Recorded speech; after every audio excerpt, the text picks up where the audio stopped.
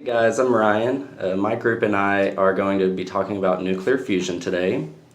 And when it comes to finding a way to live on our Earth without leaving a huge carbon footprint, there are many processes to be considered. One promising area is nuclear fusion. Now, nuclear fusion is not to be confused with nuclear fission. In nuclear physics, nuclear fusion is a reaction where two or more atomic nuclei come close enough together to form one or more different atomic nuclei and subatomic particles. Our very own sun runs off of nuclear fusion. And when this process happens, two hydrogen nuclei form to make a helium.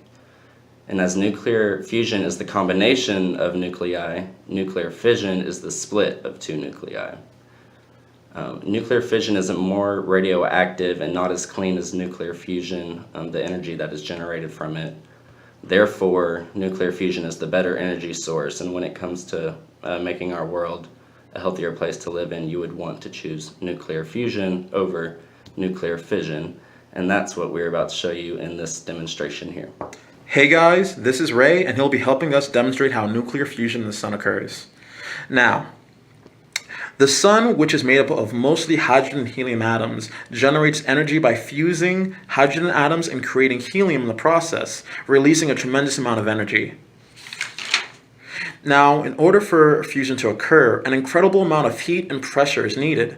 This is because the nuclei being fused, protons, repel each other. Now, let's pretend that Ray's hands are capable of creating an incredible amount of heat and pressure. Also, for the sake of this experiment, let's pretend that this piece of clay is a hydrogen atom and contains one proton. Now, as the nuclei move around within the core of the sun, eventually they collide and begin to fuse. Now, when hydrogen atoms collide, fusion occurs, energy is released, and helium is created in the process. A helium atom now containing two protons. Now, let's create two more helium atoms. Now, don't forget, as this process occurs, energy is continually being released.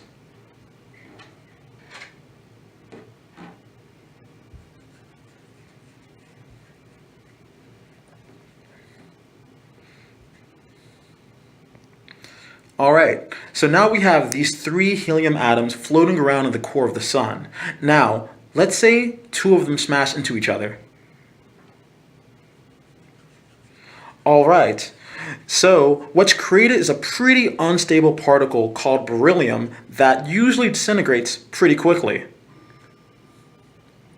But if another helium atom fuses with it, before this happens, we create carbon, releasing even more energy in the process.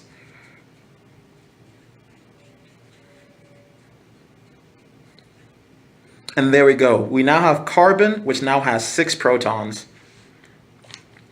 So as this fusion reaction occurs, energy is continually being released by the sun, generating a tremendous amount of energy as gamma radiation. This process is what keeps the sun burning, and it is this process scientists today are now trying to recreate. Hey everyone, I'm Zuby, and I'll be discussing the ongoing efforts currently going on with nuclear fusion. So now we understand how this process works. But it's still kind of hard to comprehend how much energy is being generated by this process. After all we've seen so far is just hydrogen atoms smashing into each other to create helium. What does that really do? To give an example, the hydrogen found in a single glass of water could generate as much energy as a barrel of oil. So you see, solving nuclear fusion solves the global energy problem. The stars that you see burning at night are the product of nuclear fusion. Those stars that have been burning for millions of years are being fueled by this process. This reaction generates a huge energy source that scientists are still trying to find a way to use safely and reliably. So currently we're still putting in more energy than we're getting out, meaning that fusion is still not viable. However, there are several promising efforts currently happening throughout the world to solve this problem. One such effort is ITER, which is a huge multinational project to build the world's biggest fusion reactor. ITER means the way in Latin, which might be a bit pretentious, but if it succeeds, certainly deserves the title. There are 35 nations contributing to the ITER effort, some of which are China, the EU, India, Japan, Korea, Russia, and of course, the United States. Billions of dollars are being poured into the construction effort, but if it can be done, it'll mean that we'll have a future filled with clean energy and a virtually limitless fuel source. Sounds pretty awesome to me. All right, guys, have a great day.